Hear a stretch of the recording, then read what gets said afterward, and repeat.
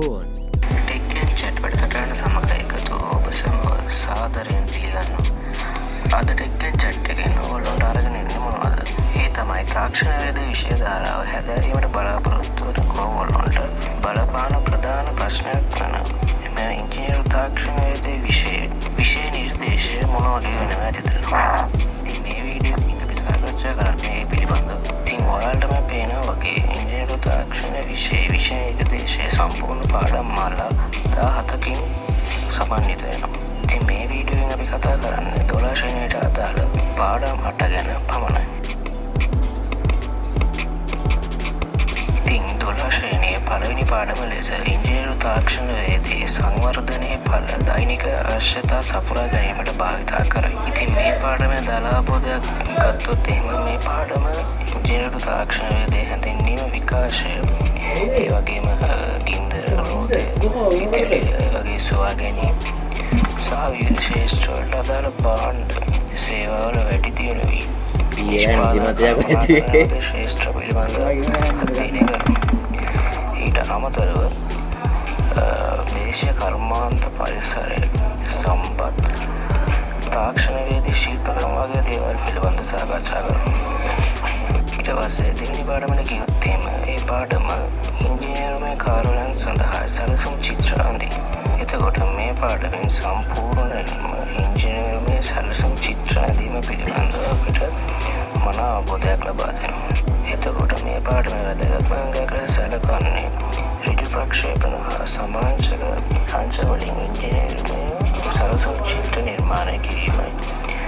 මේදී ඍජු ප්‍රක්ෂේපණ ගැන කතා කරොත් ඒක ප්‍රථම කෝණ හා දෙවන කෝණ ලෙසද වර්ග කරනවා. එතකොට එක මනක් නොව මේවාට දාලා සටහන දීම මානය දීම හරස්කඩ දීම වගේ දේවල් පිළිබඳව සැලකීමක් වෙන්න ඕන. එතකොට ඒ පිළිබඳවත් අපිට මෙහිදී ඍජු අවබෝධයක් ලබා ගන්න පුළුවන්. තුන්වෙනි පාඩමෙන් අපි සාකච්ඡා කරන්නේ ආරක්ෂාව සහ සෞඛ්‍ය තහවුරු වැඩ පරිසරයක් ගොඩනගන. එතකොට වැඩ පරිසරයක් අපි ගත්තොත් මේකේ සේවක පක්ෂය හා සේවක පක්ෂය යන දෙකවලම වැඩ කරනවා. එතකොට එදිනෙදා මෙම වැඩ පරිසරය වැඩ කිරීමේදී තම පෞද්ගලික ආරක්ෂාව සපයා ගැනීම මේ කාගේත් යුතුකමක් වෙනවා.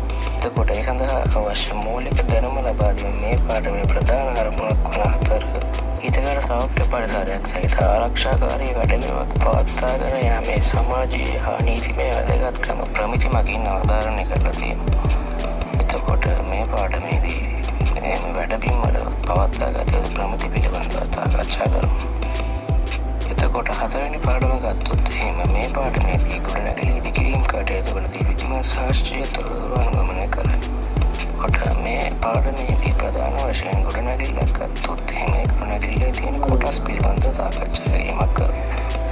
ඊට අමතරව මේ ගොඩනැගිල්ල සඳහා ඇතිවන භාරයන් පිළිබඳව විශ්ලේෂණයක් කිරීමක්ද කරමු. සරලව අවධාරණය කරොත් මේ පාඩමේ සිවිල් ඉංජිනේරු තාක්ෂණවේදී මූලික කරුණු ආවරණය වීමක් සිදු කරන අතර ඒවා ගැඹුරටම අධ්‍යයනය කිරීමක් සිදු වෙනවා. පස්වෙනි පාඩම පිළිබඳව අපි අධ්‍යයනය කරොත් එහිදී යන්ත්‍රවල ඇතුළත් චලිත ආකාර හැසිරවීමේ ක්‍රමෝපායන් විමර්ශනය කරනවා. දී ප්‍රධාන චලිත ආකාර 4 පිළිබඳව ප්‍රධාන වශයෙන් අධ්‍යයනය කරන අතර ජව සම්ප්‍රේෂණ ක්‍රම පිළිබඳවද මෙහිදී අධ්‍යයනයක් සිදු කරනු ලබනවා. ඉංජිනේරු තාක්ෂණ විෂයේ 6 වෙනි පාඩම පිළිබඳව අධ්‍යයනයක් සිදු කරනවා. මෝටර රථයක ප්‍රධාන අවයව පද්ධති නඩත්තු කිරීමේ හැකියාව මෙහිදී ප්‍රදර්ශනය කරනවා. සරලව පැහැදිලි කළහොත් මෙහිදී මෝටර රථයේ ක්‍රියාකාරීත්වයට දායක වන අවයව හා පද්ධති පිළිබඳව විමර්ශනය සිදු කරනු ලබනවා. ඊට අමතරව මෝටර රථයේ ප්‍රධාන දායකත්වයට සැපයන එන්ජිම පිළිබඳව ප්‍රධාන විග්‍රහයක් සිදු කරනු ලබනවා. එපමණක් නොව මෙම පාඩමේදී මෝටර රථයේ ආරක්ෂා තහවුරු කිරීම සඳහා යොදාගෙන ඇති උපක්‍රම පිළිබඳවද මෝටර රථවල භාවිත වන කාර්යක්ෂමතාව ඉහළ නැංවීම උපක්‍රම පිළිබඳවද සාකච්ඡා කරනු ලබනවා. ඉංජිනේරු තාක්ෂණවේදී විෂය 7 වෙනි පාඩම පිළිබඳව අවධානය යොමු කරොත් මෙහිදී එදිනෙදා කාර්යයන් සඳහා විදුලි ජවය යොදා ගන්නා ආකාරය පිළිබඳව විමර්ශනය සිදු කරනු ලබනවා. මෙහිදී විදුලි පරිපථයකට අවශ්‍ය මූලික උපාංග ශ්‍රේණිගත පරිපථ සමාන්තරගත පරිපත ප්‍රත්‍යාවර්ත වෝල්ටියතා සරල වෝල්ටියතා ප්‍රත්‍යාවර්ත දාන සරල දාන ප්‍රෝධී රෑන් පරිපත ස්ථාපනය එපමණක් නොව දෙකලා හා දෙකලා පද්ධති යොදා ගැනීම පිළිබඳව ගැඹුරු අධ්‍යයනයක් සිදු කරනු ලබන. අටවෙනි පාඩම පිළිබඳව සාකච්ඡා කරමු. මේකෙදී නිෂ්පාදන කටයුතු වලදී තාක්ෂණ වේදයට අදාළ වන ද්‍රව්‍ය ශිල්පී ප්‍රමුඛ විමර්ශනය කරමු. මෙහිදී නිෂ්පාදනයේ ගුණාත්මක බව කෙරෙහි බලපාන පිළිබඳව සාකච්ඡා කිරීමක් සිදු කරනු ලබන අතර ද්‍රව්‍ය වල ගුණ පිළිබඳව සාකච්ඡා කිරීමක් සිදු කරනු ලබන.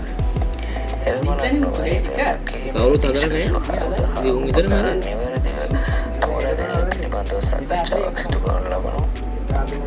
තාක්ෂණ වේදයේ විෂය අවසාන පාඩම ලෙස තාක්ෂණ වේදී භාවිත වන සම්මත මිනුම් උපකරණ පිළිබඳ විමර්ශනයක් සිදු කරනවා. මේ භෞතික රාශි මිනුම් ක්‍රමාංක සහ මිනුම් ලබා ගැනීමට යොදා ගන්න උපකරණ හා පාරණායක පිළිබඳව සාකච්ඡා කිරීමක් සිදු කරනවා. අද ටෙක් ඇන්ඩ් චැට් සමග එකතු ඔබට බොහොම ස්තුතියි. මෙවන් වටිනා දැනුම් සමුදායක් අරගෙන අපි නැවතත් හමු වෙමු. අපි ටෙක් ඇන්ඩ් චැට්